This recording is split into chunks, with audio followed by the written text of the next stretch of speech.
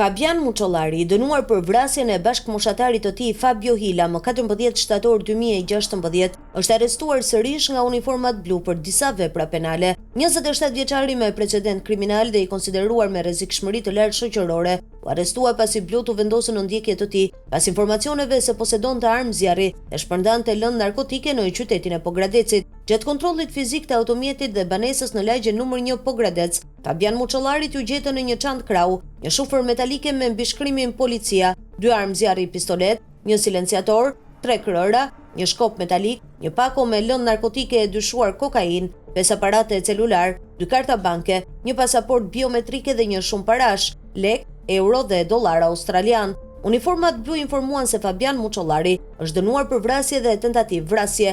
Rreth 9 vite më parë i ekzekutoi brenda ambienteve të një lokali në Pogradec. Bashkëmoshatarin e tij Fabio Hila, mollë sherrri, është bërë një vajzë, ndërsa konflikti mes tyre në ato kohë nisi fillimisht në rrjetin social Facebook dhe përfundoi me vdekjen tragjike të 17 vjeçarit që u ekzekutua me armë zjarri. Ngjarja tragjike është regjistruar edhe nga kamerat e sigurisë të një biznesi aty pranë. U dalloi momenti kur Fabian Muçollari rriti tek lokali ku kishte lënë takimin me viktimën dhe armën e mbante poshtë një kostumi sportiv që kishte veshur. Nga ana tjetër, Fabio Hila qëndronte i ulur në një tavolinë në verandën e lokalit, së bashku me disa shokë të tij. Njëri prej tyre ka hedhur një karrige në drejtim të autorit dhe mëtej ky i fundit ka nxjerrë armën. Në moment viktima është fshehur brenda lokalit, por autori e ka ndjekur nga pas dhe pavarësisht përpjekjeve të shokëve për ta ndaluar të qellojë, ai ka hyrë brenda në lokal dhe ka shkrepur armën në drejtim të Fabio Hilës. Mëtej në pamje dukej një nga djemt i cili del me armë në dorë, por edhe autori që e ndjek nga pas dhe ja rimer atë dhe largohet me vrap. Fabio Hila gjeti vdekjen si pasojë e 3 plumbave që u qelluan ndaj tij, njëri prej të cilëve në zemër.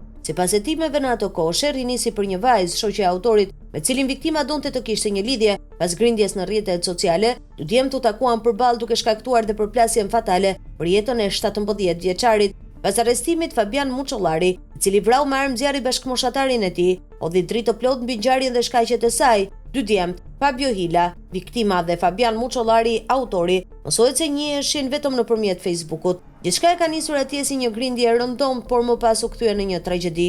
Kur është marrë në pyetje nga grupi hetimor, Fabian Muçollari ka deklaruar se krimin e kishte kryer me një armë, të cilën e mbante të fshirur në pjesën e pasme të shtëpisë ku banonte. Ai ka vazhduar me dëshminë duke thënë se i nxjerrur pas sherrit verbal që kishte pasur me viktimën, bashkëmoshatar me të, e ka nxjerrë automatiku nga vendi i fshet dhe me të në dorë, ka shkuar i vetëm për të vrarë Fabio Hilën. Fabio ngacmonte shoqen time të ngushtë. Ne nuk njiheshim me njëri tjetrin, por e kontaktova nga Facebooku. I kërkova fillimisht të mos e ngacmonte atë vajzë, por ai ma ktheu me ironi dhe tallje çdo përgjigje. I kërkova prapë që ta lërë të qetë atë vajzën, por nuk e ka bërë. Gjatë gjithë kohës unë i flisja seriozisht, por atij duhej vetja e prorë dhe të dy u nxehëm. Nisëm të fyenim njëri tjetrin dhe pasi e mbyllëm bisedën, unë nuk arrija të gjeja qetësi.